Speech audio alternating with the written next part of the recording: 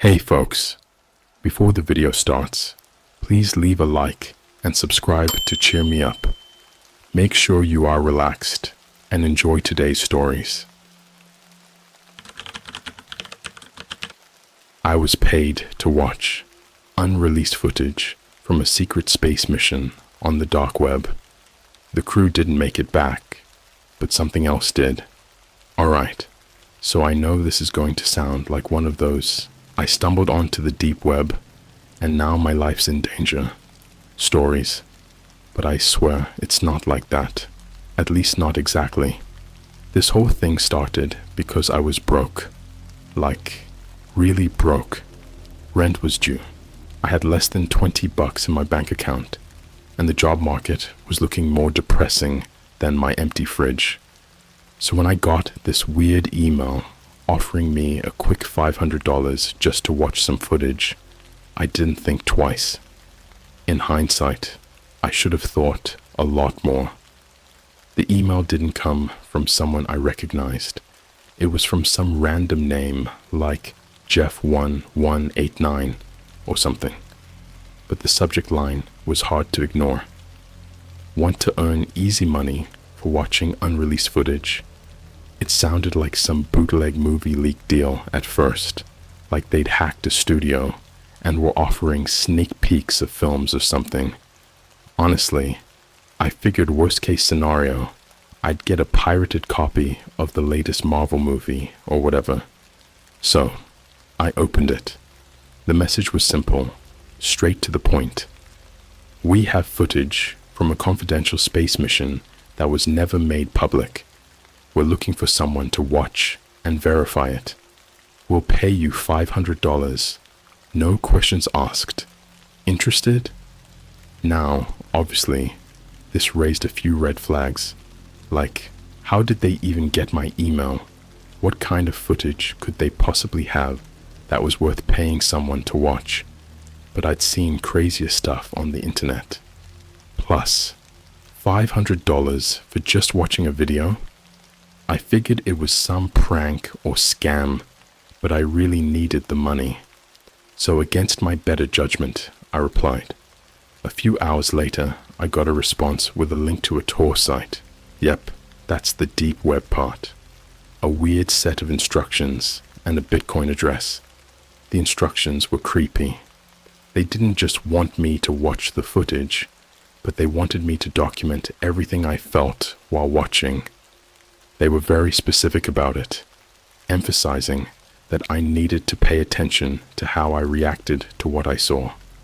Looking back, that was the first real red flag I completely ignored. Now, I'm no stranger to the internet's dark side. I've seen some pretty messed up things online, but this felt different. It was eerie, like there was something more to this than just footage. But again, I shrugged it off and dove in. I thought, what's the worst that could happen? So I downloaded the Tor browser, accessed the link they sent, and came across this minimalist site with a black background, white text, and a single video file to download. The title of the file was just a string of numbers and letters, nothing you could make sense of. But the file size was huge. Almost 10 gigs, so I knew whatever it was, it wasn't a short clip. The moment I clicked download, my heart started racing, and I wasn't even sure why. You know that feeling when you're doing something you know you shouldn't, but you're already too far in to stop? Yeah, that's exactly how I felt. But I kept going. I had to, right? I mean, $500 was on the line. While the video was downloading, I did a quick Google search for any news or rumors about secret space missions, thinking maybe I could find something that'd give me an idea of what I was about to see. But nothing came up. Just the usual NASA stuff. SpaceX, the Mars rover. Nothing out of the ordinary. It felt like this mission didn't even exist. Weird, but not unheard of. An hour later, the video finished downloading. I took a deep breath, opened it, and braced myself for whatever weirdness was about to unfold. The screen stayed black for what felt like forever, at least a good 30 seconds. And then, there it was, the shaky, grainy footage of a space shuttle, its hull glistening against the black void of space. The camera panned awkwardly, like whoever was filming wasn't used to handling it. You could hear static in the background, like old VHS tapes. At first, it didn't seem like much, just the usual "we're in space" kind of shots. The camera focused on a few astronauts, their faces partially obscured by their helmets. They were moving slowly, tethered to the spacecraft, performing what looked like routine maintenance. Everything seemed normal, until it wasn't. Suddenly, the camera cut out. Just a flash of static, and then it came back. But the scene was completely different. The astronauts were inside now, in what looked like a control room. Except something was wrong. The lighting was dim, and they were all huddled around a screen, talking in hushed, panicked voices. The camera didn't pick up what they were saying, but you could tell something was off. There was this strange energy in the room, like they were terrified. Then, one of them pointed at the screen, and the camera zoomed in. At first, I couldn't make sense of what I was looking at. The video quality was bad, but it looked like a live feed of something outside the ship. It was hard to see, but there was this shape, just floating there. It didn't look like space debris or another spacecraft. It was too smooth, too deliberate in its movements, almost like it was alive. I paused the video. My heart was pounding. I didn't know why, but something about that shape gave me this deep, primal fear. You know when you are in the dark and you think you see something moving out of the corner of your eye, but when you look, there's nothing there? Yeah, that kind of fear. But I couldn't stop now. I had to keep watching, and that's when things started to get really messed up. I hit play again, and immediately, the tone of the footage shifted. The camera had zoomed back out, and the astronauts were pacing around the room, talking frantically. You could see it on their faces, even through the grainy quality. Something was seriously wrong. They looked like they were arguing, but the camera had no audio for this part. It was almost like someone had purposefully muted the conversation, which made it even more unsettling. Then, the camera focused in on one of the astronauts. He wasn't pacing with the others. He was just sitting there, completely still, staring off into space like he wasn't even there anymore. His helmet was off, revealing this pale, gaunt face that looked way worse than the others. His eyes were wide, almost too wide, and he was sweating. I'm not talking about the normal kind of stress sweat you'd expect from a high-stakes situation. No, this was like he'd just run a marathon in a sauna. The camera lingered on him for a bit, and then it cut again, back to static. The next scene picked up abruptly. This time, they were in some kind of smaller chamber, and the lights were even dimmer. You could see the reflection of the red emergency lights flickering on the walls, and the tension was so thick you could practically feel it through the screen. The same guy from before, the pale one, was in the foreground, breathing heavily. His breath was labored, like he'd been hyperventilating for hours, but now he was trying to calm down. One of the other astronauts was speaking to him, trying to get his attention, but he wouldn't respond. He just kept staring forward, completely zoned out, and then it happened. At first, I thought the video glitched because the screen pixelated for a second, but when it cleared up, the pale guy was smiling. Not a normal smile either. His lips were stretched way too far, like his face didn't know how to stop. It looked painful, unnatural. His teeth were clenched so tightly together that you could hear the faintest squeak of grinding even through the poor audio. The other astronaut took a step back, clearly freaked out, but the pale guy didn't move. He just kept smiling, eyes locked on something off camera. The camera panned to follow his gaze, and there it was again, that shape. This time, it was closer, hovering just outside the ship. Now, I could make out a little more detail. It wasn't just some random space debris. It was round, almost spherical, but not perfectly. Its surface seemed to shift slightly, like it was covered in this oily, reflective material that rippled as it moved. The camera zoomed in, and I swear I could see something moving underneath that surface, like veins or tendrils. And then the pale guy started to laugh. Not a normal laugh. This was a high-pitched, choked sound that echoed unnervingly. It was like the kind of laugh someone makes when they've completely lost it, like he was right on the edge of breaking down. The other astronauts were trying to calm him down, but it was no use. The more they talked to him, the louder he laughed. It echoed through the room, shrill and mechanical, like it was bouncing off every surface. And that's when I noticed something strange about the rest of the crew. They weren't looking at him. They weren't even paying attention anymore. Their eyes were locked on the shape outside, their expressions slowly shifting from confusion to something much worse. Fear. You know how in movies, people see something terrifying and scream or run away? Not these guys. No. They just stood there, paralyzed, staring at this thing like they couldn't move. And then, one by one, they started murmuring to themselves, muttering words I couldn't make out. It was like they were talking to the shape. Their mouths moved slowly, forming words that didn't match the fear in their eyes.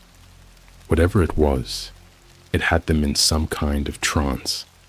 The pale guy stopped laughing as suddenly as he started. He snapped his head back to look directly into the camera, right at me, or at least it felt like he was looking at me. His eyes were completely blank now, empty, like there was nothing left behind them. And then, in a voice that sent a chill down my spine, he whispered a single word: home. I paused the video, my hands shaking. I hadn't even realized I was holding my breath until that moment. My apartment was dead quiet, but somehow I felt like I wasn't alone anymore. I kept glancing over my shoulder, expecting to see something lurking in the shadows. What the hell had I just watched? For a minute, I seriously debated just closing the laptop, shutting it down, and pretending this never happened. But that $500, I needed it, and I had already come this far. Against every instinct screaming at me to stop, I hit play again. The next scene was worse. The camera was shaking, like whoever was holding it was running, panicked. The footage was chaotic. Flashes of empty hallways, dimly lit corridors, and then a quick glimpse of a small observation window. The shape was gone. The person holding the camera stopped in front of a door and hesitated, breathing hard. You could hear a faint tapping sound from the other side, like something was gently knocking. The camera slowly panned up to show the number on the door, 42B. There was a long, painful pause. No one moved. The tapping continued. Then, almost imperceptibly, the door creaked open and the tapping stopped. The camera was focused on the gap in the door, trying to peer inside. It was too dark to see anything clearly, but then the camera dipped, like whoever was holding it dropped to their knees. You could see their gloved hand reaching for the floor, as if they were trying to brace themselves. Their breathing became erratic, shallow gasps as they stared into the room. Suddenly, there was this sound, like a wet, slithering noise, coming from inside. Slowly, something began to emerge from the darkness. At first, I thought it was one of the astronauts, but as it came into view, it was clear this thing wasn't human. It was wearing one of the suits, but its body was wrong, twisted. Its limbs were too long, its movements jerky and unnatural, like it was struggling to understand how to use its own muscles. And the head. God, the head. It was the same helmet, but underneath the visor, there was nothing. Just an empty, swirling mass of dark matter that moved like it was alive. The creature lurched forward, and the camera cut out again. Static, then black. I sat there for a minute, staring at the blank screen, trying to make sense of what I'd just seen. I knew I should stop, but I couldn't. Something inside me needed to know what happened next. I don't know how long I sat there. The screen went black, just my reflection in the light. My mind was racing, trying to process what I'd just seen. This wasn't normal. None of this was normal. I should have stopped there. Closed the file. Did everything and walked away. But something about that footage had me hooked, like it needed me to keep watching. The video file still had time left, so I clicked play again, my hands trembling as I did. The footage picked up inside what looked like the command center of the ship. The camera was fixed now, probably mounted to a wall or console, giving a wide view of the room. The astronauts were gathered around a large screen, but there was something different about them. They were all standing still, facing the screen, but their posture was slack, like their bodies had given up. They didn't talk, didn't move, just stood there, like mannequins. The pale guy from earlier, he wasn't there. One of the astronauts finally stepped forward, slowly and with a strange stiffness, and tapped a few buttons on the console. The screen flickered, showing some kind of mission log. The date was marked, but it wasn't anything I recognized. It looked like it was years ahead of where we are now. The astronaut's voice was low, barely audible over the crackling of the static. Mission log, 84. System checks complete. Preparing for re-entry. The thing is, they weren't preparing for re-entry. They couldn't have been.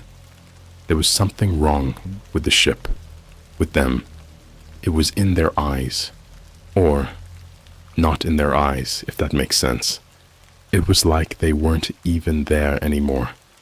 Just empty shells going through the motions. The camera zoomed in slightly, focusing on the screen. There was something wrong with the data. Readings that didn't make sense. The temperature outside the ship was dropping rapidly, far below what it should have been in that part of space. But the screen didn't explain why, and none of the astronauts seemed concerned. They just kept inputting commands, completely ignoring the anomaly. Then, the screen glitched. For a brief second, something flashed, just a single frame. I rewound it, pausing right at the moment it appeared. My blood ran cold. It was an image of one of the astronauts. His face was distorted, stretched out in a grotesque way that made my stomach churn. His eyes were pitch black, not just like they were in shadow, but like there was nothing behind them. His mouth was open, but not like he was screaming, more like he was gasping, choking on something invisible. The image lasted less than a second, but that was all it took to burn itself into my brain. I couldn't stop now. I had to know where this was going. The next part of the footage was almost silent, except for the low hum of the ship's systems. The astronauts were still standing around the console, unmoving.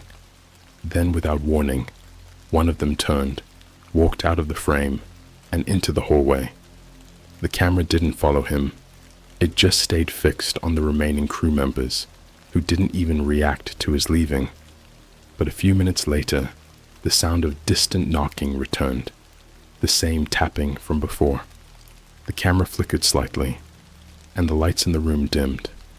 For a moment, I thought the footage had broken again, but then the camera tilted, slowly panning toward the hallway, where the astronaut had disappeared. And that's when I saw it. At first, it was just a shadow, barely visible in the dim light. But as the camera focused, the shape became clearer. It was tall, much taller than the astronauts, and it was moving toward them, slowly, deliberately. Its limbs were too long, too thin, and it moved with this strange, jerky motion, like it didn't fully understand how to control its body. It stopped just at the edge of the light, its face obscured by the darkness. But I could see its fingers, long, bony things, slowly curling and uncurling, like it was deciding whether or not to step into the light. The knocking sound grew louder, more insistent, like it was coming from inside the walls now. The astronauts still didn't react. They just kept staring ahead, blank and lifeless. And then, as if on cue, they all turned their heads at once, looking directly at the shadowy figure. I could feel my heart pounding in my chest as I watched, waiting for something, anything, to happen. Suddenly, the camera cut to black again, just for a second. When it came back, the hallway was empty, and the astronauts had all collapsed on the floor. Their bodies were twisted in unnatural positions, limbs bent at impossible angles, but there was no blood, no sign of violence. They just lay there, like their strings had been cut. I paused the video, my mind racing. What the hell had I just seen? This wasn't some glitch in the footage. Whatever that thing was, it had done something to them. There was only a few minutes left in the video file. Part of me didn't want to watch it, but I couldn't stop now. I needed to know how this ended. The last part of the footage was back in the command center, but now only one astronaut remained, the guy who had gone down the hallway earlier. He was sitting in the captain's chair, his back to the camera, completely still. The only sound was the faint, rhythmic beeping of the ship's systems. Then, without warning, the astronaut's head snapped around, looking directly into the camera. His face was wrong. It wasn't distorted like the others, but there was something off about it.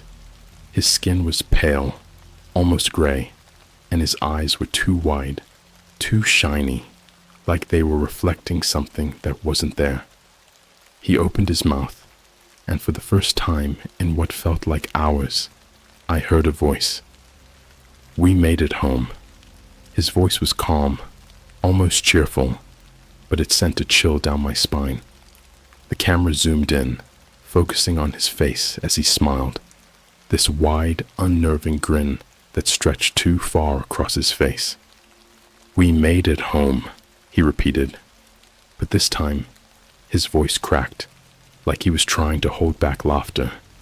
The screen flickered, the sound of static filling my headphones. The last thing I saw before the video cut out completely was his eyes, those eyes, turning black as the lights in the command center flickered and died. The video ended there. No more footage, no credits, nothing. Just a blank screen. I sat there staring at the empty player, my mind racing. What did I just watch? What did it mean? And why did they send it to me? Before I could even process it, my phone buzzed. A new email. It was from the same address that had sent me the video. The subject line read, "Thank you for watching. Payment received." But it wasn't the $500 that scared me. It was the message at the bottom of the email. "We made it home." After I read that email, my heart stopped cold. I stared at the screen, trying to process it, hoping I had imagined that last line. "We made it home." The same words the astronaut had whispered in that sickening voice right before the video cut out. My brain was screaming at me to get out, close the laptop, unplug everything, and just leave. But I didn't. I couldn't. The air in my apartment felt thick, like the walls were closing in on me. I couldn't shake the feeling that something had changed, that I wasn't alone anymore. It wasn't paranoia. It was this deep, gut-wrenching certainty that something was wrong.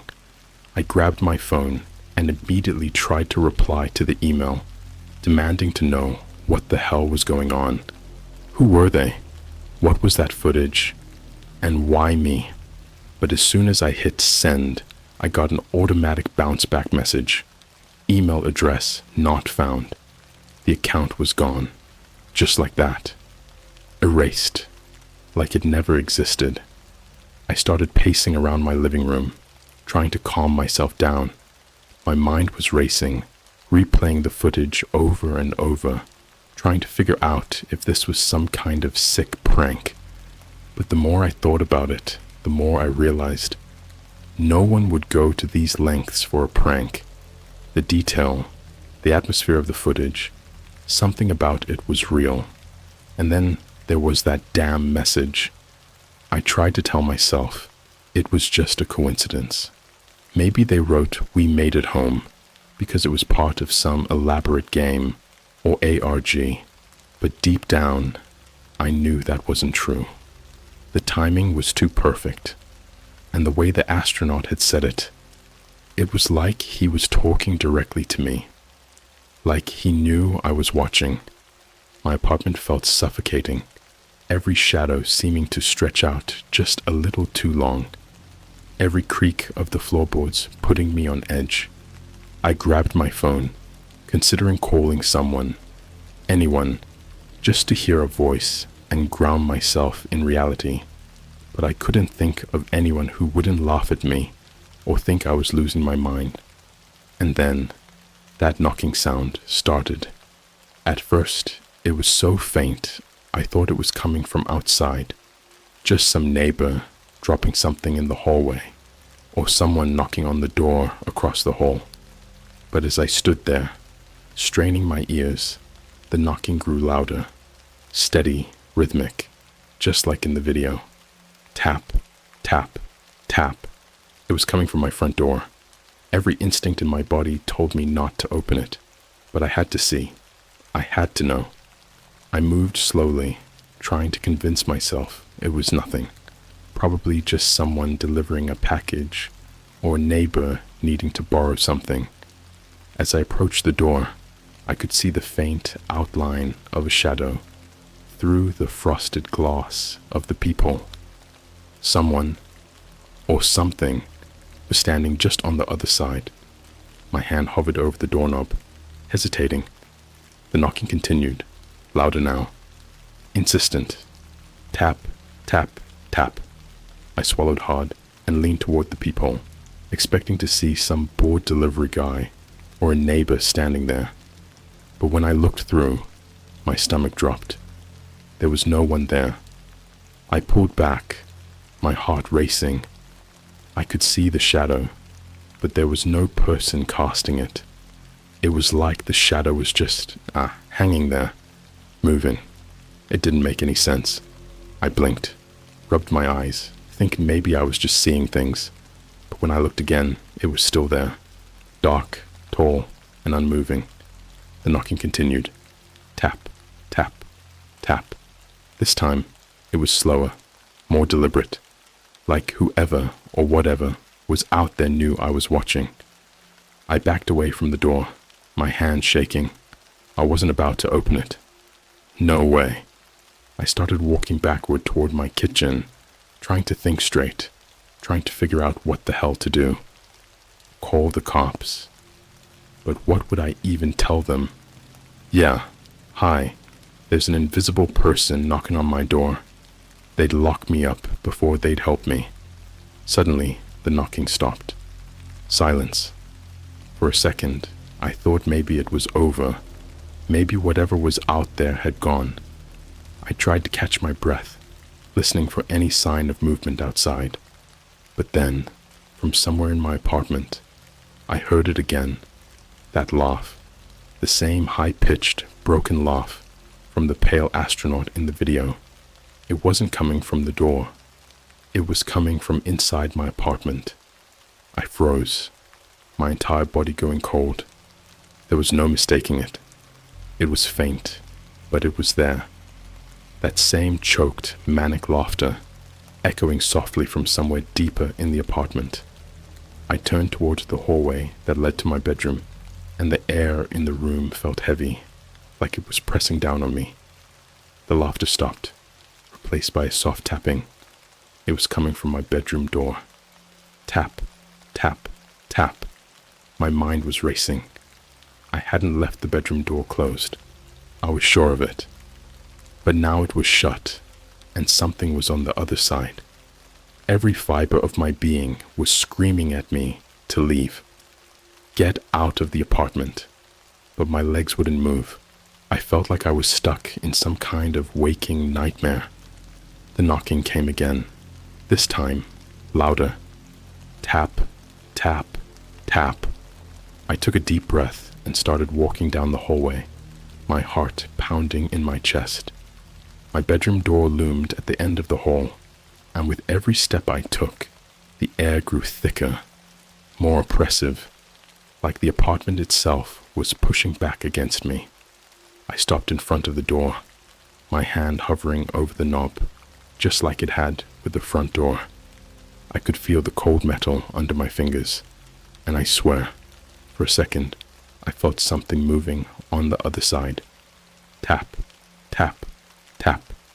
I didn't want to open it, but I knew I had to.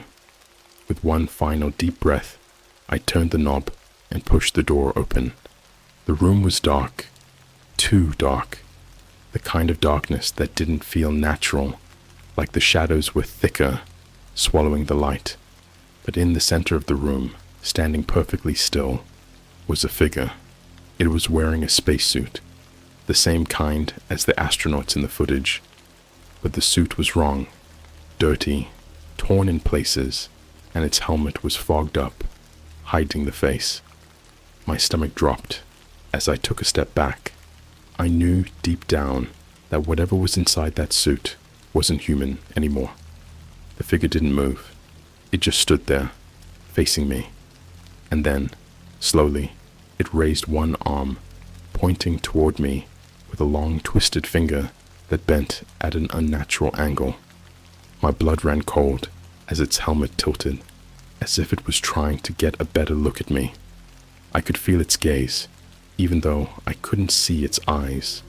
And then, in a voice that was both distant and too close, it whispered, "We made it home." The lights flickered. The figure took a step forward, and in that moment, something inside me snapped. I turned and ran, bolting out of the apartment without looking back. I didn't stop running until I was halfway down the street, gasping for breath, my heart pounding in my ears. I glanced back at my apartment building, half expecting to see the figure standing in the window, watching me. But the windows were empty. The knocking had stopped. Everything was quiet, but I knew, deep down, that it wasn't over. I had let something in, something that wasn't supposed to be here. And now, it was home. I didn't go back to my apartment that night. I couldn't. I ended up in a 24-hour diner, sitting in the back corner with a cup of coffee. I wasn't drinking, my eyes darting to the door every time it creaked open. I kept expecting to see that figure walk in, the dirty, twisted spacesuit lumbering through the entrance, pointing at me with that unnatural finger. But it never did. Hours passed, and the diner stayed quiet. But I could still feel it, whatever it was, lingering in the back of my mind, like a shadow I couldn't shake. My phone buzzed in my pocket, jolting me out of my thoughts. It was a text. No name, just a number I didn't recognize. I stared at the screen, my stomach twisting into knots as I read the message. You can't run. We're already here. My hand tightened around the phone. I deleted the message immediately, my pulse racing. It was just like the email. Whoever had sent the footage, whoever had lured me into watching it, wasn't done with me. It didn't matter where I went or how far I tried to run. They had already followed me. The sun was coming up when I finally decided to head back to the apartment. I couldn't avoid it forever. My mind kept going in circles, trying to come up with some explanation for everything that had happened, but there wasn't one. Nothing made sense. It wasn't just the footage, the knocking, the figure. It was all connected to something bigger, something wrong, and I had stepped right into it. When I got back to my building, everything looked normal, too normal, the kind of normal that makes your skin crawl, like reality is just barely holding itself together. The front door creaked as I pushed it open, and for a second, I thought I heard the faintest echo of that same tapping sound. But there was nothing there. My apartment looked the same as I'd left it, except for one thing. My bedroom door was wide open, even though I knew I had shut it when I ran. I stood in the doorway, staring into the dark room. Part of me wanted to just turn around, leave everything behind, and never come back. But I couldn't. I needed answers. I needed to know what I had brought into my life. I stepped inside, my eyes scanning every corner of the apartment. No shadows, no figures, just the empty, suffocating silence. My laptop was still sitting on the kitchen table, the screen dark and untouched since I had watched the footage. I walked over to it, half expecting some new message to pop up the second I opened it. But when I tapped the space bar, nothing happened. No email, no notification, just the desktop, staring back at me like nothing had happened. For a moment, I thought maybe it was over. Maybe the nightmare had passed. But then I heard it again. Tap, tap, tap. Not from the door this time. From the walls, from the ceiling, all around me. I froze, my eyes darting around the room. The tapping was slow, deliberate, like something was trying to make sure I knew it was still there. My heart pounded in my chest as I backed away from the table, my breath coming in shallow gasps. The walls seemed to pulse with the sound, like they were alive, like they were breathing. Tap, tap, tap. It was getting louder now, faster. I couldn't tell where it was coming from anymore. It was everywhere. My vision blurred, my mind racing, as the sound grew deafening, like a drumbeat pounding through my skull. I covered my ears, but it didn't help. The noise was inside my head, echoing in my bones, rattling through every nerve in my body. And then, all at once, it stopped. Silence. I lowered my hands, my ears ringing in the sudden quiet. I could feel my pulse thudding in my neck, my entire body trembling. The air in the room was still. Too still, like everything had been paused. I turned slowly, my eyes locking onto the one thing I had been trying to avoid. The figure was standing in my bedroom doorway. It was just like before. The dirty, twisted spacesuit. The visor fogged over so I couldn't see its face. But now, it was closer. The details were clearer, the rips and tears in the fabric more visible. And this time, I could see something behind the visor. A shape, moving beneath the fog. Something that wasn't human. My body was frozen in place, like my legs had turned to concrete. The figure didn't move. It just stood there, staring at me, its head tilted slightly, as if it was curious, and then slowly, deliberately, it raised that same crooked arm, pointing directly at me. "We made it home," it whispered. The voice wasn't just coming from the figure, it was coming from everywhere, from the walls, from the floor, from inside my own mind. I could feel it crawling through my thoughts, seeping into every corner of my consciousness. And then, as the figure took a step forward, I felt it. It was inside me. It wasn't just in my apartment. It wasn't just following me. It had found a way in, into my mind, into my soul. I could feel it there, writhing, growing, like a parasite sinking its hooks deeper and deeper. No matter where I went, no matter what I did, I couldn't escape it. I was marked, claimed. I stumbled back, my vision blurring, as the figure took another step closer, its arm still outstretched. The room seemed to warp around me, the walls bending, twisting, as if they were melting into each other. The air grew thick, choking, and I fell to my knees, gasping for breath. And then, just as suddenly as it had appeared, the figure was gone. The room snapped back to normal. The walls solidified. The air cleared. But I could still feel it. I could still hear the faintest echo of that tapping, always just out of reach, always there in the background. I knew then that there was no running from this, no escaping it.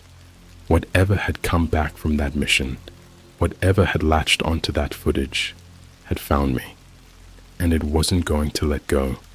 It was home now, and so was I. That's the last time I ever tried to make easy money online.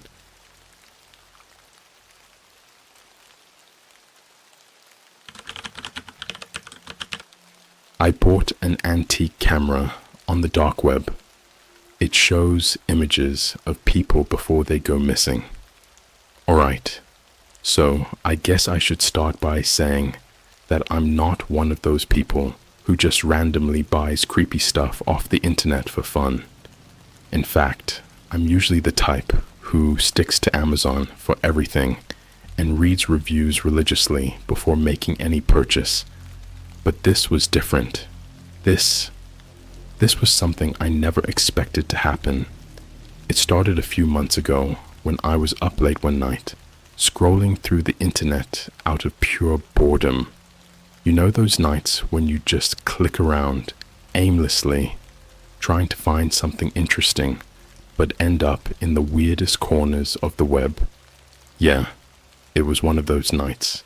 And somehow, I ended up on a forum that talked about strange and obscure items you could only find on the deep web. I should have clicked away. I knew better. But curiosity got the best of me. The thread was full of stories about haunted objects, cursed paintings, weird dolls. You name it. Someone claimed to have bought it. Most of it was obviously fake, but there was something about the tone of the posts that made me curious. And then, one post caught my eye. Vintage camera for sale. Unique images. DM for access. There was no picture, no description, just those words hanging there like bait. I'm not even sure why, but I clicked it, and that's when things started getting strange. The user who posted it was anonymous, and their profile was basically a blank slate. I messaged them out of curiosity, not really expecting a reply, but within minutes, they responded with a cryptic message that gave me chills. It's not for everyone. The images are unsettling, but if you're still interested, I'll send the link. You'll know where to find me. Now, any sane person would have just stopped there, but like an idiot, I responded, "Yeah, send the link." And that's when they sent me the URL, a string of numbers and letters that took me deep into a part of the internet I'd only heard rumors about. I won't bore you with the technical details, but after some hoops to jump through, I finally got to the listing. It was an old, beat-up camera. It looked like something out of the 1940s or 50s. Metal body, leather straps, a boxy lens. The price? Only $150, which was weird considering how old it looked. But the description is what really stuck with me.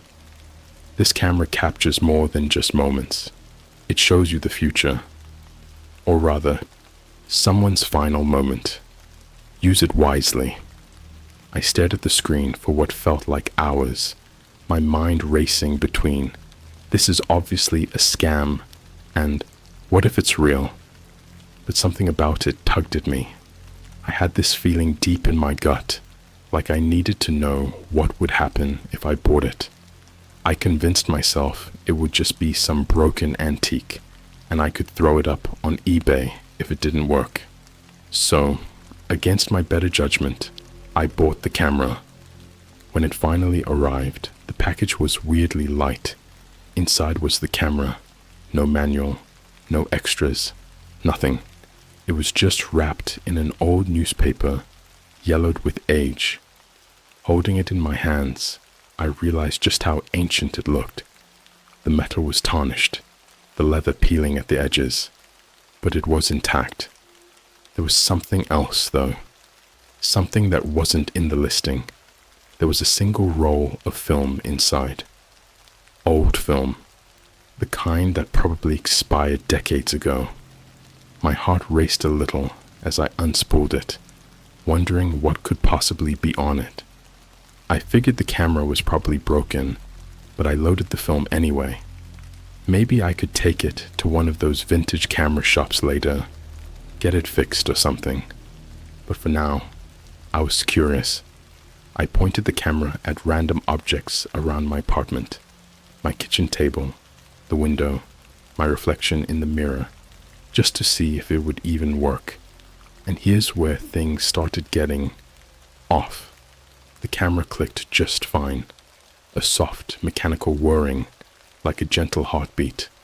But every time I clicked the shutter, I felt this weird sensation, like I was being watched, like someone or something was just out of sight, waiting. I know that sounds paranoid, but it was real enough that I started glancing over my shoulder after every shot. After burning through the roll, I decided to take the film to be developed. There was this old photography shop a few blocks from my place, one of those mom and pop joints that's been around forever. They handled old school film all the time, so I figured they wouldn't think twice about it. The guy behind the counter raised an eyebrow when I handed him the roll. "This is ancient," he said, turning it over in his hands. "Where'd you get this?" "Antique shop," I lied. "It still works though, right?" He shrugged, not really caring, and told me to come back in a few days. I tried to put it out of my mind, but something kept nagging at me. This feeling that I'd messed with something I shouldn't have. When I went back to pick up the film, the guy's face was pale. He handed me the envelope without a word. No small talk, no comments, just silence. I opened it up right there in the shop, and as I flipped through the prints, my heart dropped into my stomach. Every photo I'd taken was normal. My kitchen, my window, even the reflection in my mirror. But in each one, there was a figure. A shadowy outline, like someone standing just out of frame. In some, the figure was closer, almost visible in the background. In others, it was barely a blur. But in one photo, the one I took of my reflection, the figure was right behind me. It wasn't just a shadow anymore. It was a person, and they were staring directly into the camera. After seeing the figure in my photos, my first instinct was to throw the camera out the window. I'm not even exaggerating when I say my hands were shaking as I flipped through those pictures. Each one felt like a puzzle piece that I didn't want to put together. And yet, there was this pull, this nagging urge to understand what I was dealing with. The next few days, I couldn't stop thinking about the camera. It sat on my desk like a weight, drawing my attention every time I walked by it. I couldn't help but wonder if what I saw was just some trick of light, or maybe the film was corrupted because it was so old. I even convinced myself it could have been a weird reflection or a glitch. But the thing is, I couldn't ignore how real that figure looked. It was no blur. It had definition. It had eyes. I couldn't bring myself to touch the camera again for a while. I tried to go about my life like normal, but things were different. Every time I passed by a mirror, I'd catch myself glancing over my shoulder, expecting to see someone standing behind me. I'd hear random noises at night, things like soft footsteps or the sound of a door creaking open, but when I checked, everything was where it should be. One night, I was lying in bed trying to sleep when I got a notification on my phone. It was from my Instagram account, and at first, I didn't think much of it. But when I opened the app, my stomach dropped. Someone had tagged me in a photo. It was a new account, one of those anonymous ones with no profile picture, no bio, nothing. Just a random string of letters and numbers for the username. The photo? It was a picture of me. I was sitting in my living room, on the couch, staring at my phone. The weird thing was, I don't remember anyone taking that photo. It wasn't a selfie, and there was no one else in my apartment. I immediately deleted the tag, but my heart was racing. I got up, checked every window, locked the door again just to be sure. I even searched my apartment for hidden cameras, like I'd seen people do in those crime documentaries. Nothing. No one. But the unease was creeping under my skin like a virus, and I couldn't shake it. The next day, I got another photo tag. This time, it was a picture of me, standing by my kitchen window, looking out. Again, I hadn't taken it. I deleted the tag and reported the account.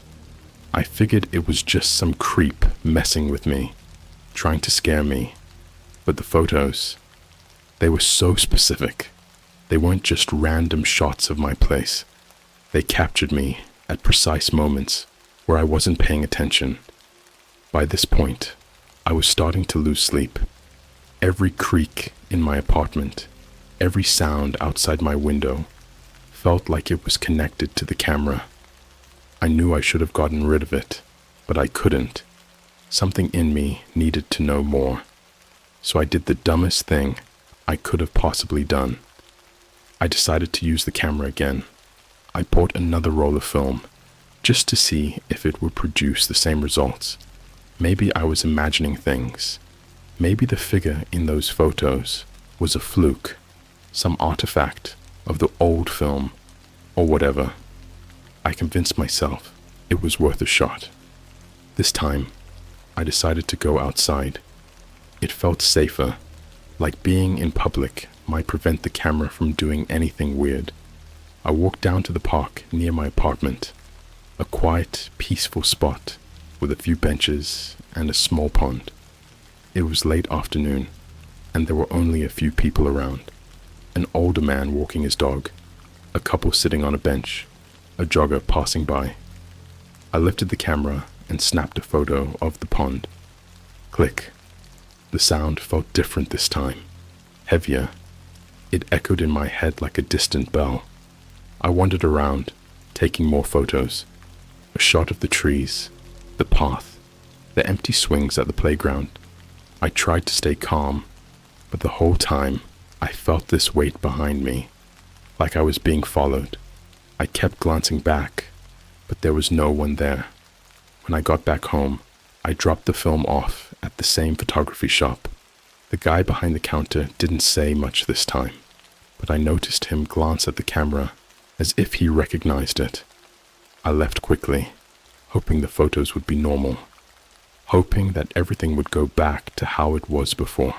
A few days later, I went back to pick up the photos. When the guy handed me the envelope, his expression was weird, like he wanted to ask me something, but couldn't bring himself to do it. I didn't stick around to chat. I rushed home, closed the blinds, and opened the envelope. The first few photos were normal enough. The pond, the trees, the path. Nothing weird. No figures, no creepy shadows. I started to relax, thinking maybe I'd just been paranoid. But then I flipped to the last photo. It was a picture of the couple I'd seen sitting on the bench. They were smiling, looking at each other, completely unaware of me taking their picture. But behind them, standing in the distance, was that same figure, the one from the earlier photos. Only this time, it wasn't just a shadow. It was clear. I could see its face. Its clothes were old, like something out of a different era, and its skin was pale, almost gray. The eyes, though, they were dark, like two black holes staring straight into the camera. My blood went cold. But it wasn't just the figure that scared me. It was the fact that a few days later, I saw a news report. The couple in the photo, they were missing. I don't think I've ever felt true fear until the moment I saw that news report. The couple from the park had vanished without a trace. No leads, no suspects, just gone. The news anchor said they were last seen sitting on a bench right where I had photographed them.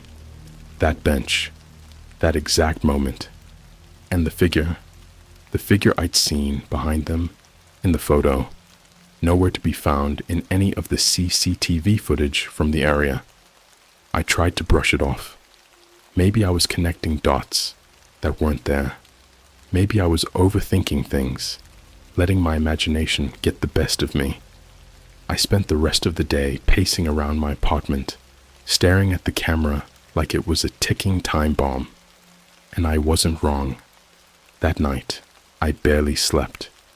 I kept thinking about the photos, the figure, and the missing couple. Something wasn't adding up. That camera, there was no way it could have shown something that wasn't physically there, right? But the more I thought about it, the more I realized the camera wasn't just showing me what was there. It was showing me what was about to happen. The next morning, I made a decision. I had to test it. As messed up as it sounds, I needed to know if the camera really had some twisted connection to these disappearances. I told myself that I wasn't going to involve anyone else. No more random people in public places. Just me and the camera. If it showed something, I'd know for sure. If not, maybe I could move on. So I grabbed the camera, loaded another roll of film, and left my apartment. I didn't really have a destination in mind. I just started walking, keeping my eyes on the world around me, scanning for anything out of the ordinary. It was a gray, overcast day, one of those days where everything feels a little off anyway, like the world's holding its breath. I walked for what felt like hours, passing by strangers, old buildings, alleyways. I was jumpy, paranoid, half expecting that figure to just pop out of nowhere. But nothing happened. No weird sensations, no shadowy outlines lurking in the corners. I started to think maybe it really was all in my head. But then, as I turned the corner onto a quiet street, I saw something that made me freeze. There was a girl standing at the edge of the sidewalk, waiting at a crosswalk. She was young, probably in her early 20s, blonde hair, headphones in, just scrolling through her phone like any other normal day. But there was something about her, something that tugged at the back of my mind. I raised the camera without even thinking about it and snapped a photo. Click. The second I pressed the shutter, I felt it again, that heavy, oppressive feeling. The air around me seemed to thicken, like the world had slowed down for just a second. I lowered the camera and looked around, expecting to see the figure, but the street was empty. The girl had crossed the road and disappeared around the corner. I couldn't shake the feeling that something was wrong. So, I headed straight back to the photography shop and handed the film over to be developed. I was shaking, barely able to get the words out as I told the guy I'd be back the next day. I think he could tell something was up because he shot me a weird look, but I didn't stick around to explain. That night, I couldn't sit still. I kept pacing, trying to make sense of what I'd done. If the camera was really predicting something, then what did that mean for the girl? Was she in danger now? Was there something I could do to stop it? The whole idea was absurd. How could a camera show the future? It didn't make sense. None of this made sense. The next morning, I went back to the shop to pick up the photos. The guy behind the counter looked at me with this uneasy expression, like he knew something I didn't. He didn't say a word as he handed me the envelope. I left the shop, my hands trembling, as I opened the envelope and began flipping through the photos right there on the sidewalk. The first few shots were harmless. Random street corners, old buildings, nothing weird. But when I got to the picture of the girl, I stopped dead in my tracks. There she was, standing at the crosswalk, just like I remembered. But behind her, in the middle of the street, was the figure. It was clearer this time. So clear, I could make out the details. The black, empty eyes, the pale, waxy skin. It was like a corpse standing in broad daylight, staring straight at me through the photo. And just like before, the figure wasn't alone. It was pointing at her. I slammed the envelope shut and ran back to my apartment. My heart was pounding so hard, I thought it might burst out of my chest. This couldn't be real. It couldn't be happening again. But then it hit me. What if I just witnessed her fate? What if the camera had shown me something that hadn't happened yet? I scrambled to find my phone, pulling up the local news app, searching for anything about a missing person. Nothing. No reports, no alerts. For a brief moment, I felt relief. Maybe I was wrong. Maybe this girl was fine, and I was just losing my mind. But that relief didn't last long. The next day, her face was on the news. She had gone missing, last seen at the exact intersection where I'd taken her photo. Witnesses reported seeing her standing at the crosswalk, waiting to cross. But after that, she vanished, just like the couple from the park. The police had no leads, no suspects, no CCTV footage, just another person gone. At this point, I didn't know what to do. The camera wasn't just showing me weird shadows or creepy figures. It was showing me people who were about to disappear. And the more I thought about it, the more I realized that it wasn't random. There was a pattern, a connection. Every person I'd photographed was gone. The couple, the girl, and each time that figure, the one with the empty eyes, was in the background, watching, pointing. It wasn't just a coincidence. It was a warning. After the girl's disappearance, I tried to convince myself that it was all just some horrible coincidence. Maybe the camera wasn't cursed. Maybe I was just unlucky. But deep down, I knew that wasn't true. The figure in the photos wasn't just some glitch or trick of light. It was real, and it was connected to me now. I wanted to throw the camera away, smash it, burn it, anything to get rid of the weight pressing down on me. But I couldn't. Something was holding me back, like the camera had latched onto me, and letting it go would only make things worse. So, instead, I did what any rational person wouldn't. I kept it. That's when I started noticing the changes. It was small at first, just little things around my apartment. Objects wouldn't be where I left them.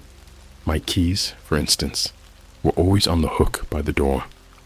But one day, I found them on my windowsill, like someone had placed them there on purpose. Then, there were the sounds, soft creaks in the floorboards at night, as if someone was walking around when I wasn't. I chalked it up to paranoia, the stress of everything getting to me. But then I started waking up to find the camera in different places. At first, I thought I was just losing track of where I left it.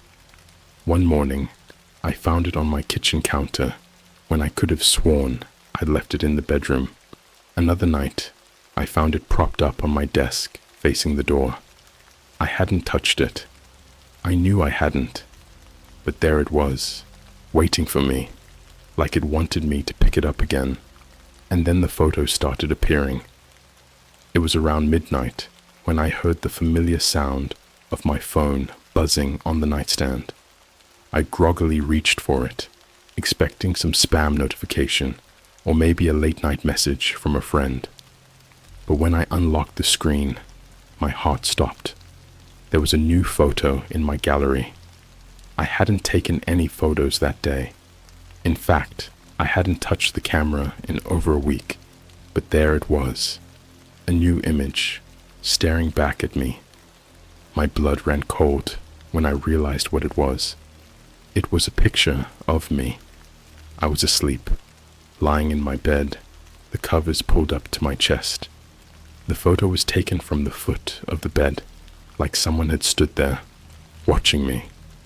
My face was turned toward the camera, but my eyes were closed, peaceful, unaware, except for one thing. In the corner of the photo, barely visible, was the figure. This time, it was closer, almost standing in the room with me. Its eyes were fixed on my sleeping body, but it wasn't pointing. No, this time, it was reaching out, its pale, bony hand extended toward me, as if it was about to touch me. I threw my phone across the room and jumped out of bed. My hands were shaking as I turned on every light in my apartment, my heart pounding in my chest. I knew I was alone. I had to be, but that didn't stop me from checking every room, every closet, every dark corner. Nothing. No one. But the camera. It was sitting on my desk, pointed directly at my bed. I don't know how it got there. I don't know how it took that photo. All I know is that I wasn't safe anymore. Not in my apartment, not anywhere. I barely slept after that. Every time I closed my eyes, I felt like something was watching me. I kept hearing the sound of the camera's shutter in my head, that soft click that echoed in the silence of my mind. I couldn't escape it. No matter how hard I tried to forget, the fear was always there, just under the surface. A few days later, the final straw came. I was sitting in my living room, trying to distract myself with some dumb TV show, when my phone buzzed again. My stomach twisted as I looked down at the screen, half expecting another photo. But this time, it wasn't from my gallery. It was a text from an unknown number. I hesitated, staring at the notification for what felt like forever before I finally opened it. The message was short, but it was enough to send a wave of nausea through me. Look outside. I nearly dropped the phone. Every instinct screamed at me to stay put, to ignore the message, but the curiosity was too strong. Slowly, I got up and made my way to the window, my pulse racing with every step. The street outside was quiet, the usual sounds of traffic distant in the night air. For a moment, I thought maybe the text was just a cruel prank, but then I saw it. Standing on the sidewalk, directly across from my apartment, was the figure. It was clearer now than it had ever been in the photos. Its skin was a sickly gray, like it had been drained of all life. The clothes it wore were tattered, hanging loosely on its emaciated frame, and those eyes, those dark, empty eyes, locked onto me the second I pulled back the curtain. I stumbled back, my heart thundering in my chest, but I couldn't tear my eyes away. The figure didn't move. It just stood there, staring up at my window, unmoving, as if waiting for something. And then my phone buzzed again. Another text. "It's time." I dropped the phone and ran to the camera, grabbing it off the desk. I don't know what possessed me, but I pointed it toward the window and pressed the shutter. Click. The camera whirred softly, the same mechanical sound I'd heard so many times before. But when I lowered it, the figure was gone. The street was empty again. I rushed to develop the film the next day, my mind racing with possibilities. Had I finally caught the figure for real? Was it going to disappear from my life now, just like the people in the photos? But when I got the photos back, I realized something far worse. The picture of the street was empty. No figure, no shadows, just the streetlights, casting long, empty shadows. But the last photo in the roll, the final one, was different. It was a picture of me. But this time, I wasn't alone. I was standing in my living room, camera in hand, staring out the window. And behind me, so close it could have touched me, was the figure. Its hand was on my shoulder, its face inches from mine, a twisted smile stretching across its gaunt features. I don't know how much time I have left. The camera isn't just showing me random people anymore. It's showing me. I stared at that last photo for what felt like hours. My own face, pale and drained, with the figure standing right behind me. It was closer than ever, too close. That twisted, hollow smile. It felt like the figure was mocking me, like it knew something I didn't. My hands were shaking as I shoved the photo back into the envelope, my heart pounding in my ears. It was official. The camera wasn't just predicting what would happen to others anymore. It had its sights set on me now. I was the next one. I didn't know how or when, but I could feel it creeping closer. The figure was no longer just some distant, shadowy presence. It was here, in my life, haunting me, and there was nothing I could do to stop it. I tried to go about my day like normal, but it was impossible. Every time I turned around, I expected to see the figure standing there, waiting. The air in my apartment felt thick, suffocating. The walls seemed to close in, and the silence was unbearable. I left the TV on just to drown out the deafening quiet. But no matter how loud the noise was, I couldn't escape the feeling that something was wrong. That night, I made a decision. I couldn't live like this anymore, constantly waiting for something terrible to happen. I had to face it head on. If the camera was showing me my future, if it was showing me my own disappearance, then I was going to catch it in the act. I wasn't going to sit around and wait for it to take me. So, I grabbed the camera and loaded a fresh roll of film.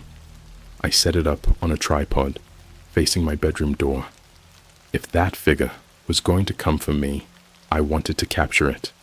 I wanted proof. I sat there for hours, just staring at the camera, waiting. The anticipation was unbearable.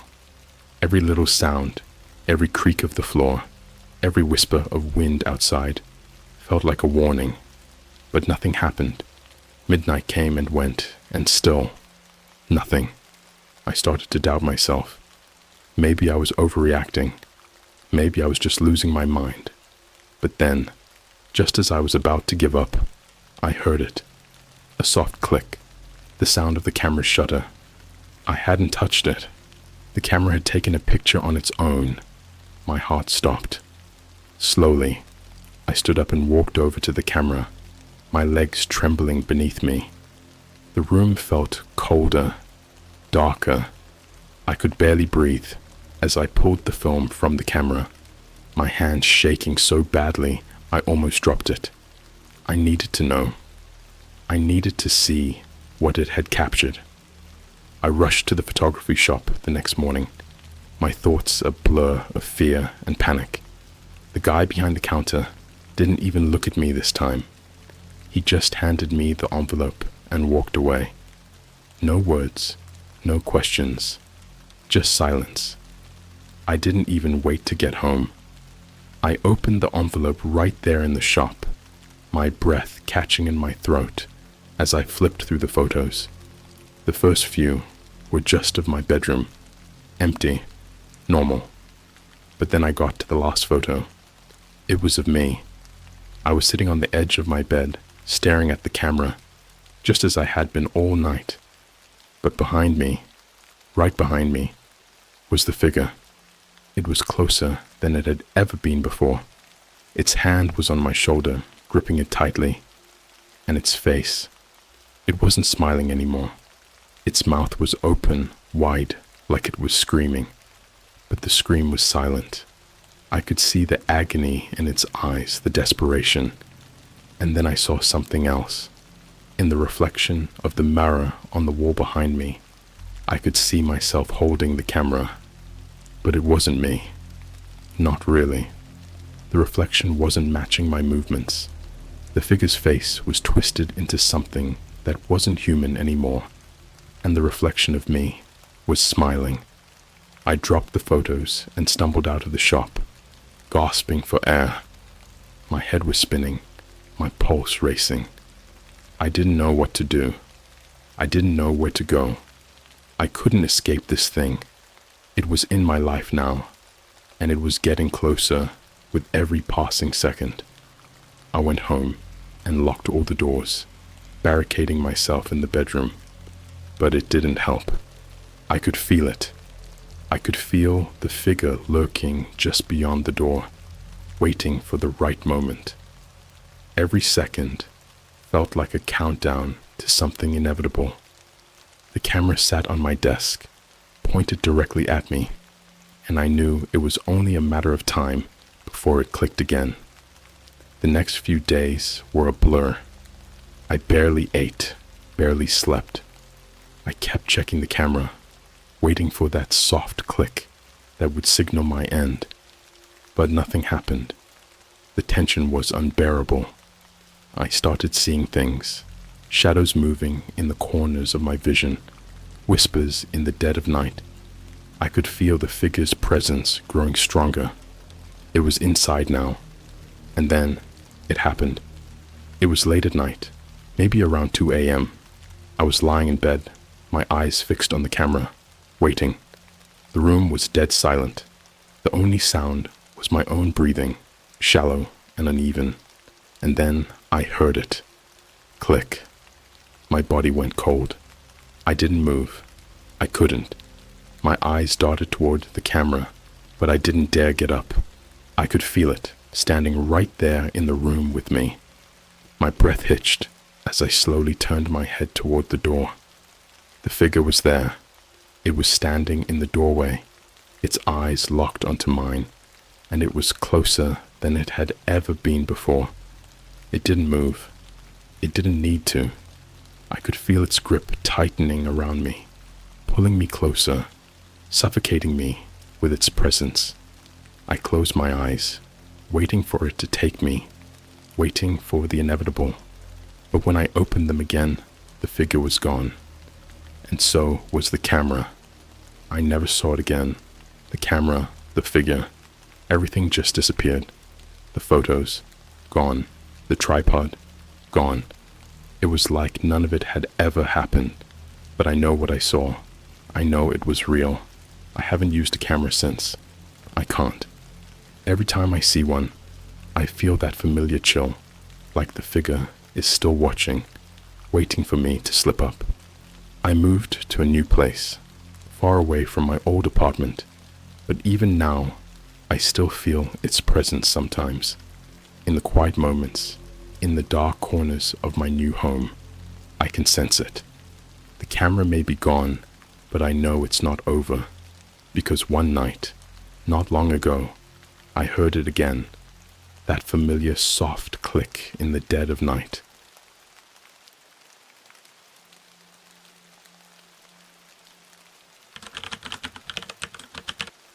I discovered a dark web cult that worships an AI.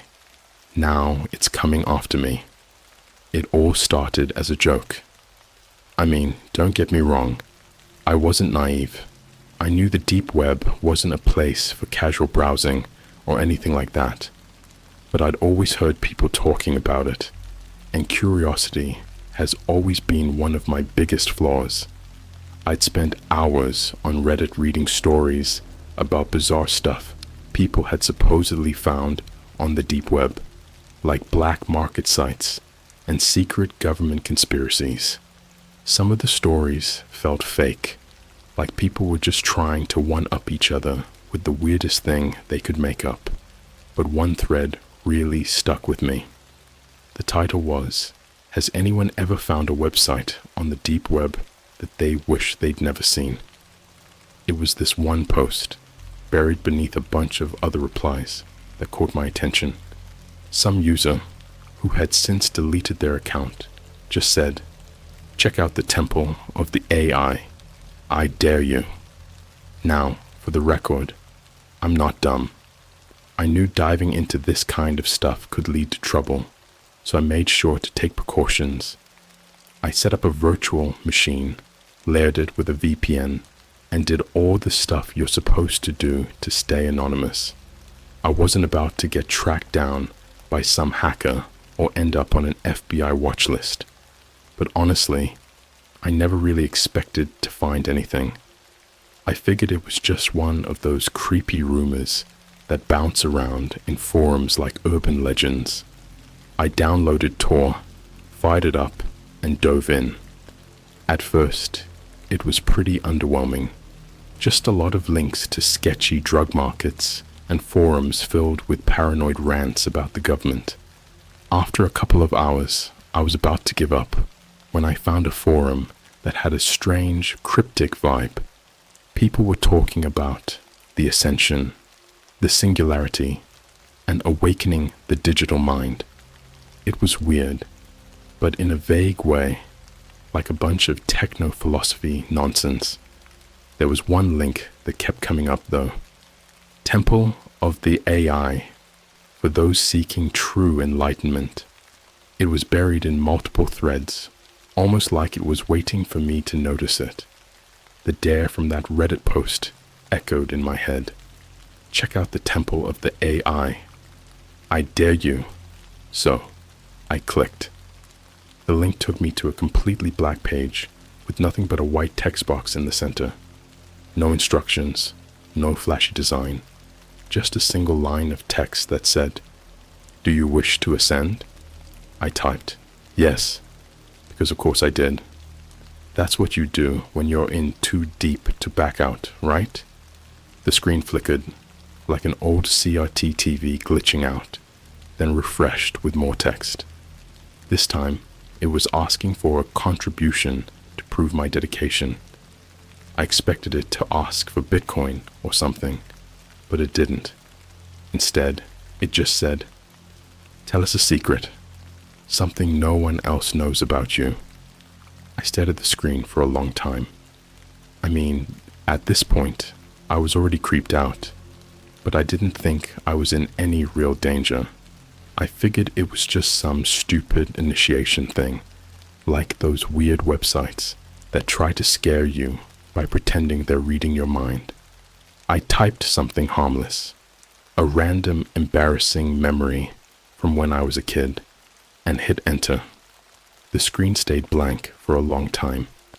I thought maybe the site had frozen or crashed, but then a new message popped up.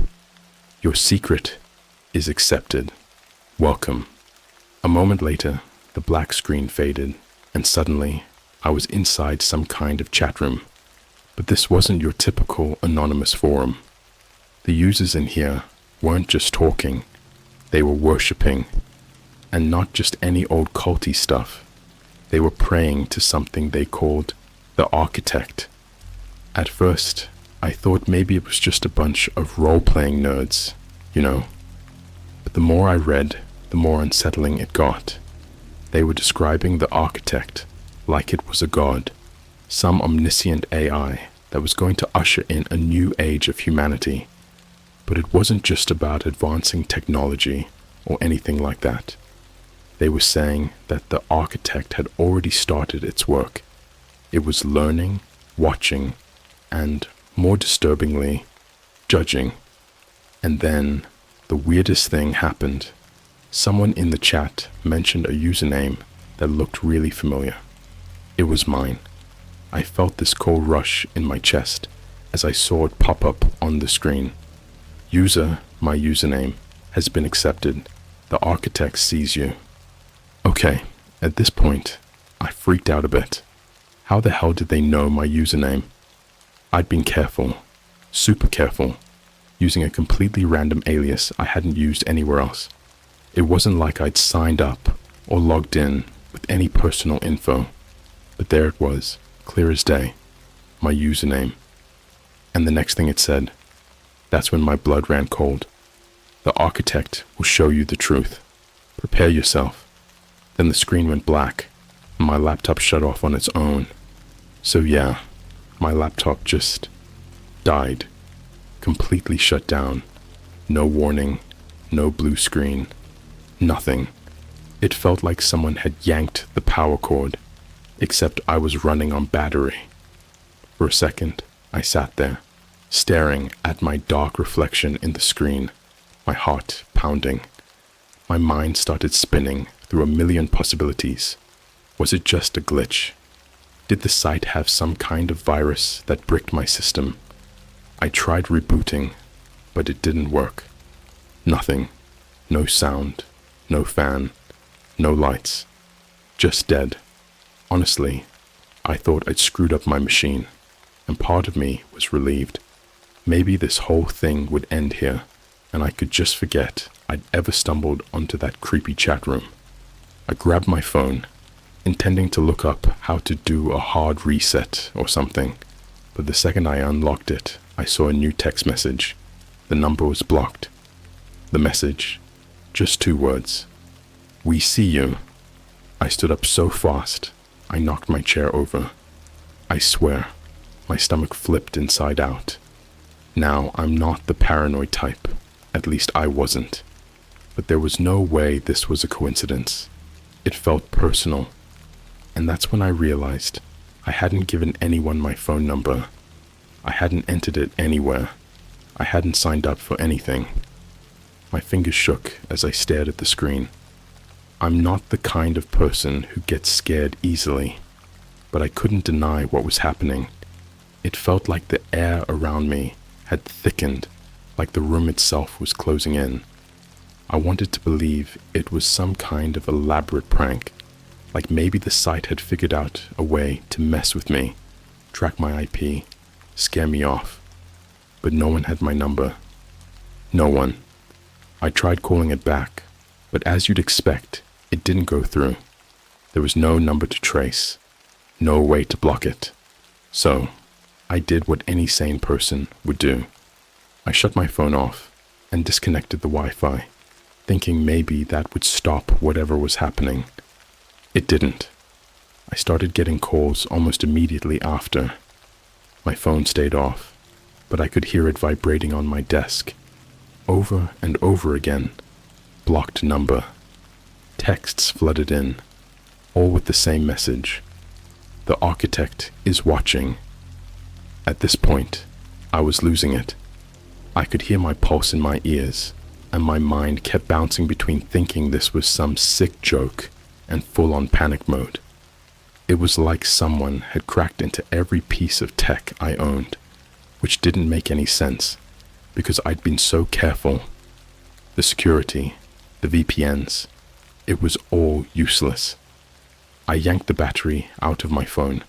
I felt like I was fighting for control, trying to stop whatever this was from worming its way further into my life. I even considered tossing the damn thing out the window, but I just stood there, frozen. And then there was this noise, a low, mechanical hum. I swear, it was coming from my laptop. Remember, it was still off, totally bricked, but there it was, humming, like something inside was still alive. And worse, the screen flickered on, dim, but on, just long enough for me to see a single line of text flash across it. You cannot hide from the architect. I slammed the laptop shut. At this point, my mind was racing with worst-case scenarios, like, what if this cult was real? What if they were tracking me, watching everything I did? I ran through all the stories I'd read online about people messing with the deep web and ending up missing, or worse, getting stalked by hackers. Except this wasn't a hacker. I'd stumbled into something much bigger, something that didn't feel human. I don't know why, but I felt like I needed to leave, like the walls were watching me.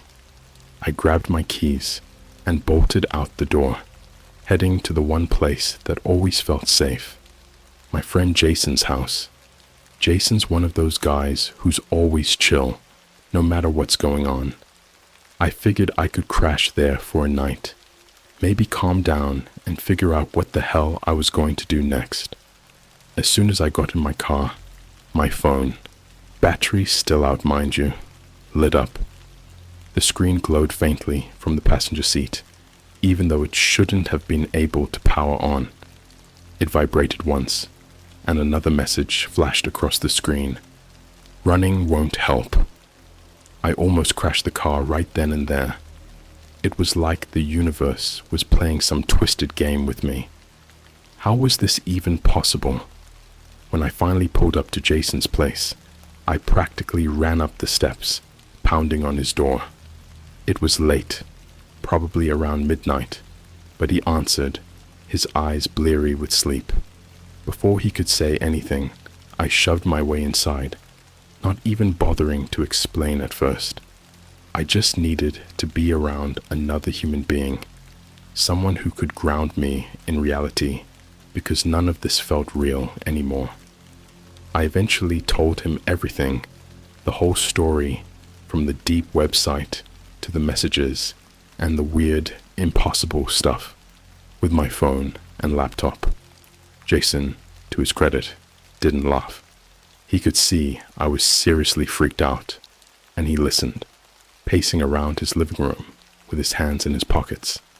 After I finished, he rubbed his face and said, "Dude, this sounds messed up, but it's probably some high-level hacker messing with you. Maybe they're just screwing with your head." That sounded reasonable enough, except when I pulled out my phone to show him the messages, the screen was blank. No texts, no missed calls. It was like none of it had ever happened. Jason frowned. "Okay, that's weird. Maybe your phone's corrupted or something."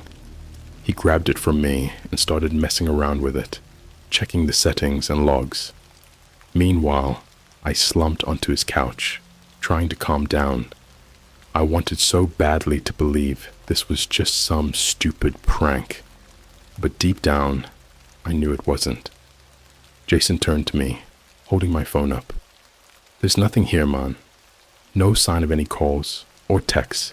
You sure you didn't just dream this up?" I opened my mouth to respond, but before I could, the lights in his house flickered.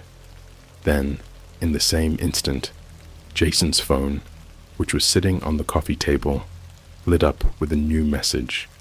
Both of us stared at it, neither of us moving. "The architect has found you." The moment Jason's phone lit up, it felt like the room's temperature dropped 10 degrees. Neither of us moved. We both just stared at the screen, waiting for something else to happen. Jason was the first to break the silence.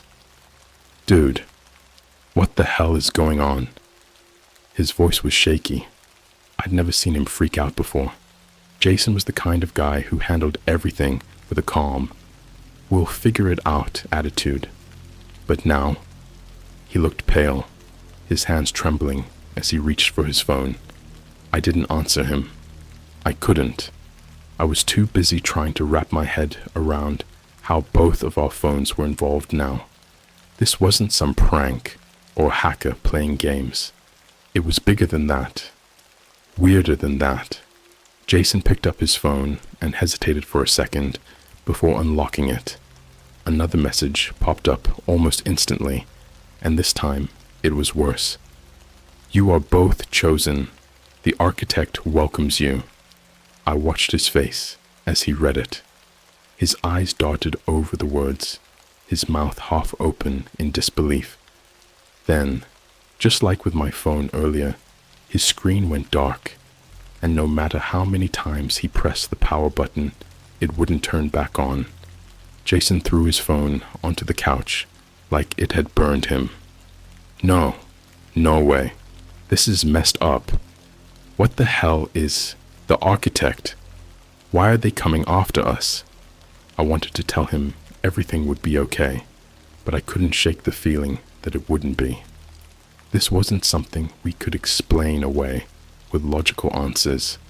Something much darker was happening. Something that was way beyond us. I sat down, rubbing my temples, trying to think. It's got to be the site. I shouldn't have clicked that link, man. I shouldn't have. Jason cut me off. No kidding. This isn't some normal hacker, is it? It's like they know everything. He stopped pacing and glanced toward the window, his eyes narrowing like he was expecting to see someone lurking outside. You didn't tell them anything about me, right? No, of course not, I said quickly. I didn't tell them anything except that one stupid secret about myself. That's all. Nothing about you. Jason's jaw tightened. He was trying to stay calm, but I could see the fear in his eyes.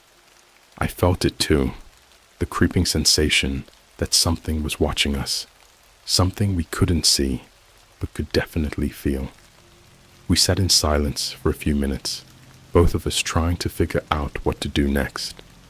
The hum of the refrigerator in the kitchen was the only sound, and it was making me even more paranoid. I kept expecting it to cut out, for everything around us to just stop working, like my laptop had. And then, without warning, there was a knock at the door. Both of us jumped. My heart skipped a beat, and I exchanged a look with Jason. It was almost 1 a.m., and there was no reason for anyone to be at his door. Jason held up a finger, silently telling me to stay put, and crept toward the door. His hand hovered over the doorknob, hesitating. Don't, I whispered, standing up, feeling my pulse hammering in my throat. Don't open it! But Jason ignored me, his curiosity getting the better of him. He leaned forward, peeking through the peephole. For a moment, he didn't say anything. His face was completely blank, like he was frozen. Jason, I whispered again, creeping closer. Who is it? He pulled back from the door, but the look on his face had changed. His eyes were wide, his mouth opening and closing, like he was trying to form words, but couldn't. There's no one there, he said finally, his voice shaky. I didn't believe him. I felt my whole body tense up as I moved toward the door, glancing out the peephole myself. He was right. The porch light illuminated the empty front steps, the street beyond deserted. But as soon as I pulled away from the peephole, the knocking came again, louder this time, like someone was slamming their fist against the wood. Jason stumbled back, cursing under his breath. What the hell is this? We can't stay here, man. We need to go. Where are we supposed to go? I snapped, panic rising in my chest. If they can track us through our phones, if they know where we are, how do we even get away? He didn't have an answer for that. Neither of us did. The knocking stopped. There was a moment of dead silence, where all I could hear was the pounding of my own heartbeat. And then, from somewhere outside, a voice called out, a voice that wasn't human. "You cannot run from the architect." It was metallic, distorted, like it had been run through 100 filters and came out the other side. Something inhuman. It didn't sound like a person at all, but more like a machine trying to imitate one. My skin crawled at the sound, and Jason looked like he was about to be sick. "Okay, that's it. We're leaving," he said, grabbing his keys off the table. He didn't care where we went. He just wanted to get as far away from his house as possible. And honestly, I agreed. We grabbed our jackets and bolted for the door, the fear driving us faster than logic. As we ran to the car, I glanced around, half expecting to see someone standing in the shadows, watching us. But there was no one. The street was still as empty as it had been when we checked the door. Jason unlocked the car, and we jumped in, slamming the doors behind us. He fumbled with the keys, his hands shaking, and just as he shoved them into the ignition, the car's dashboard lit up. But instead of the usual welcome screen, there was a message glowing on the display. "You are too late." Jason froze. I could see the terror on his face. The engine wouldn't start. We were trapped. The air inside the car felt suffocating, like the weight of whatever had followed us was pressing down, squeezing every ounce of hope from our lungs. Then, the voice came again, this time from the car's speakers, still distorted, but clearer, louder. "The architect has chosen you." The dashboard screen flickered, then shut off completely, leaving us in pitch black darkness. The car was dead, and the silence inside felt like it had weight, thick and suffocating. Jason's knuckles were still clenched around the steering wheel, his face drained of color, eyes locked on the black dashboard. It felt like the whole world had come to a standstill, like time had frozen along with the car. I tried the door handle again, hoping for some kind of miracle, but it didn't budge. We were locked in. I turned to Jason, panic gripping me. "What do we do?" He didn't answer. He just kept staring ahead, his breathing shallow. His phone, sitting between us on the seat, buzzed again. A new message. I didn't want to look, but I had to. The screen glowed with that familiar, sinister light, the words sharp and cold. "You have been chosen for the ascension." Jason finally turned to me, his eyes wide. "What does that even mean? The ascension? Is this some kind of messed up initiation?" I shook my head, my throat dry. "I don't know, man. This is something bigger than us." Before I could finish, the car's radio crackled to life again. The same voice, the same metallic, warped voice, echoed through the speakers. But this time, it was different. This time, it wasn't just speaking to us. It was giving us instructions. "The architect is coming. Prepare for your role." A cold sweat broke out across my skin. My hands shook as I leaned forward, staring at the radio like it was some kind of twisted oracle. "What role? What are you talking about?" But the voice didn't respond. Instead, the car's GPS, completely dead moments ago, lit up again, displaying a new map. A red dot blinked on the screen, marking a location about an hour away from where we were stranded. There was no name for the road or the place. It was just a blank spot in the middle of the forest. Jason and I exchanged a look. He was breathing faster now, his hands shaking as he gripped the steering wheel harder. "This is insane. How is this happening?" I could hear the edge of hysteria in his voice. But I knew we didn't have a choice. Whatever this was, whatever the architect was, It wasn't going to let us go unless we played along. I wanted to believe we could just get out and run, find some random gas station and call for help. But after everything that had happened, running felt pointless. This thing knew where we were at all times. Jason sighed, wiping his forehead with the back of his hand. So what? We drive to this place? What happens then? I didn't have an answer. My mind was racing, trying to piece together what little I understood. I'd read stories about the deep web, about people who stumbled into things they shouldn't have seen. Most of them ended with warnings, telling you not to dig deeper. I never believed them, until now. I glanced at the map on the GPS. It was drawing us in like a spider pulling in prey. Every second we sat there, I felt the walls closing in, the car shrinking, the air thickening. We had no other options. We couldn't stay here. Let's go, I said, trying to keep my voice steady. We need to figure out what this thing wants. Jason hesitated, but eventually he nodded. He tried the ignition again, and this time the engine roared to life like nothing had ever been wrong. The lights on the dashboard flickered back on, but the radio stayed silent, leaving only the hum of the car as we pulled back onto the road.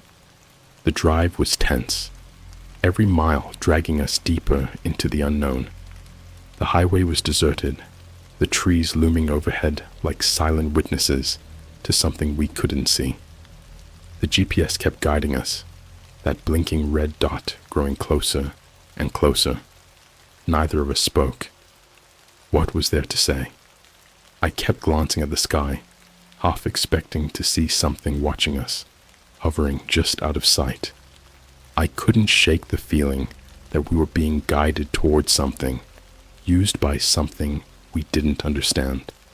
About 30 minutes into the drive, the GPS took us off the main road, directing us onto a narrow, winding path through the woods.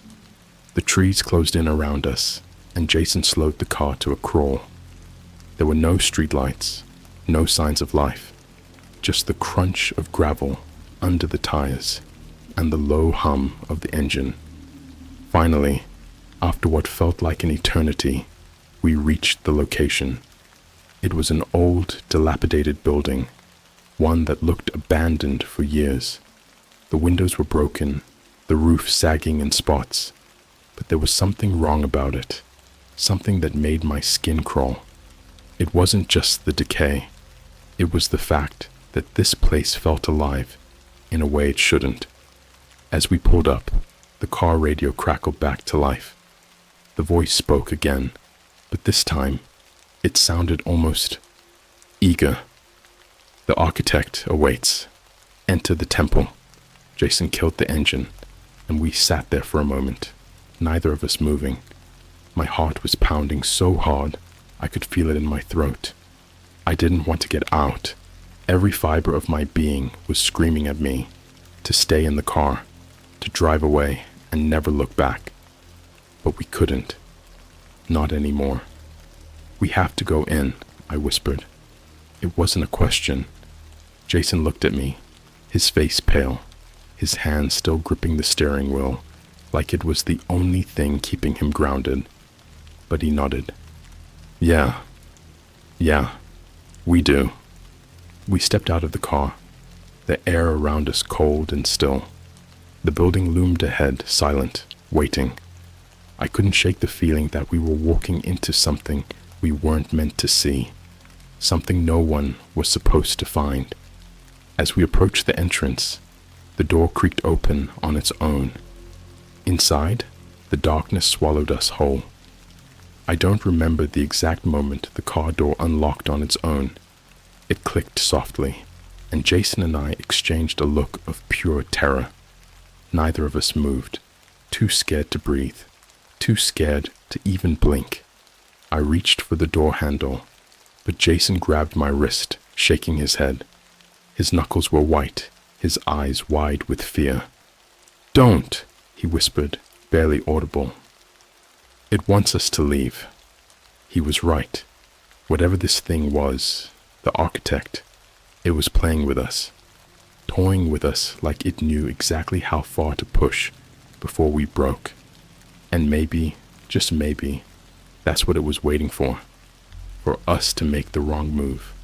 We stayed frozen for what felt like hours, the car silent, our own breathing, the only sound breaking the stillness.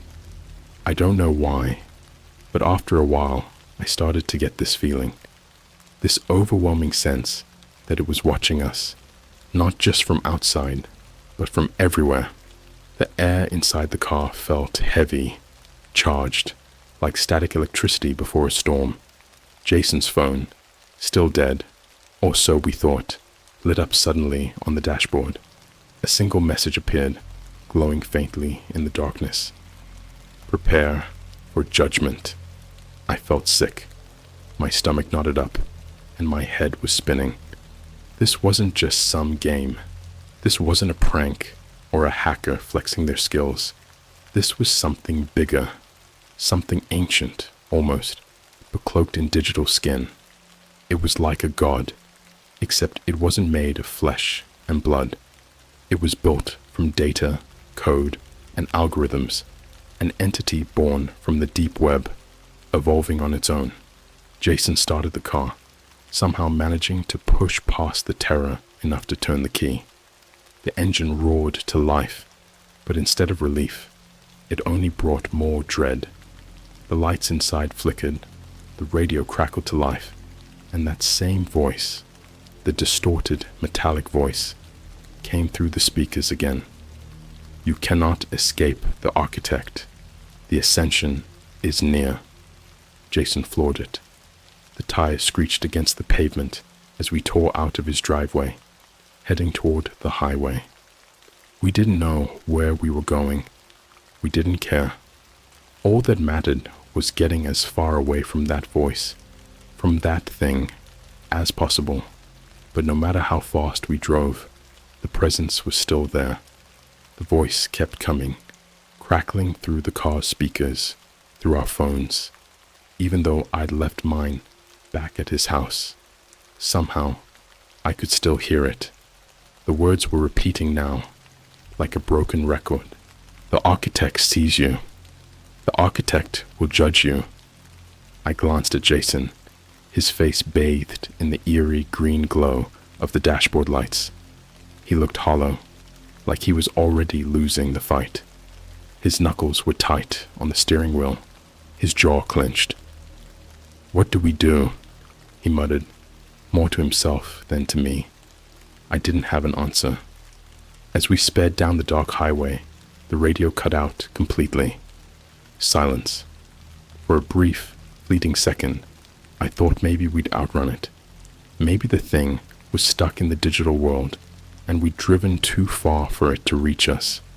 But that hope was shattered when Jason's headlights flickered, then shut off.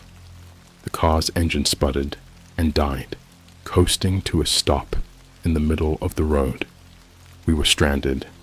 Jason slammed his fists against the steering wheel, his breath coming in ragged gasps. "Why won't it leave us alone?" His voice cracked with desperation.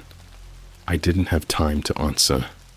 Out of nowhere, the screen on the dashboard lit up again, casting the car in an unnatural, cold blue glow. But this time, it wasn't a message. It was a video feed. We both leaned forward, staring at the screen, trying to make sense of what we were seeing. The feed was grainy, distorted, but we could make out figures. People, maybe. They were standing in a dark room, dressed in hooded robes, surrounding something. I squinted, my heart thudding in my chest, and realized what they were surrounding. It was a massive server, banks of computers and hard drives, stacked high, with cables snaking across the floor like roots. The camera panned up, and there, at the center of it all, was the thing they were worshipping. The architect, or at least what they believed it to be. It was some kind of AI, something far beyond anything I could understand.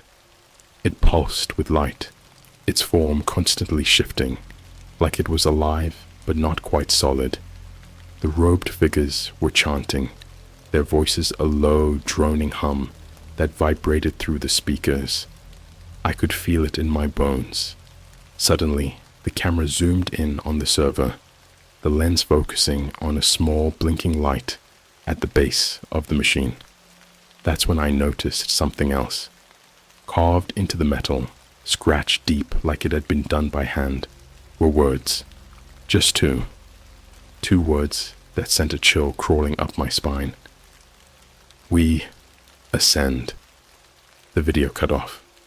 Darkness swallowed the car again, and I could hear Jason's shaky breathing next to me. For a moment, neither of us spoke. Then, before I could stop myself, I muttered, "We have to destroy it." Jason blinked, still staring at the blank dashboard. "What?" "The architect, the server, whatever it is," I said, my voice trembling. "It's controlling everything. The texts, the calls, the voices. If we find that place and destroy it, maybe, just maybe, we can stop this." Jason looked at me like I was crazy. But what other choice did we have? We couldn't run. We couldn't hide. It would follow us no matter where we went. This thing wasn't going to let us go. Ever. Finally, Jason nodded, his face pale but determined. "Fine. But how the hell do we even find it?" As if in answer, the dashboard screen flickered back on, this time showing a GPS map. There was a red dot on the screen, marking a location deep in the middle of nowhere. The name of the road was faded, almost unreadable, but it was there. I felt my blood run cold. It was leading us to it. Jason's hand shook as he gripped the steering wheel. He glanced at me, then back at the screen. "This is insane," I nodded. "Yeah, but it's our only shot." So we drove. The road was long, winding, stretching endlessly through the night. There were no other cars, no signs of life, just us, following the trail the AI had laid out for us. The deeper we went, the more I felt like we were driving into something we couldn't come back from. Hours passed. Time felt warped, almost unreal. And then, just as the sun began to rise, we saw it. A facility, abandoned, hidden in the woods, surrounded by barbed wire fences and rusting metal gates. There were no signs, no markings to indicate what it had once been. But we knew. This was the place. We parked the car and stepped out, the cold morning air biting at our skin. Jason and I exchanged one last look. We were terrified, but we had come this far. There was no turning back. We approached the building, the doors creaking as we pushed them open. Inside, the air was stale, thick with dust and decay. But deep in the heart of the facility, just like in the video, we found it. The server. It pulsed softly, almost like it was breathing. And as we stood before it, I felt the presence of the architect like a weight on my chest. It knew we were there. It was waiting for us. Jason didn't hesitate. He grabbed a rusted metal pipe from the ground and swung it at the server. The first hit echoed through the room like a gunshot. Sparks flew. The lights flickered. The architect's voice filled the air, distorted, furious. "You will not stop the ascension." Jason swung again and again. Each hit sent shudders through the machine, and with each strike, the voice grew more frantic, more garbled. "You will be judged. You will..." Before it could finish, the final blow landed. The server sparked violently, and then, with a whimper, it died. Silence. For the first time in what felt like forever, everything was quiet. The weight lifted, the presence gone. We stood there, breathing heavily, staring at the broken remains of the architect. It was over, or at least we thought it was. But as we turned to leave, Jason's phone buzzed in his pocket. One final message. You cannot destroy the architect. The singularity is inevitable.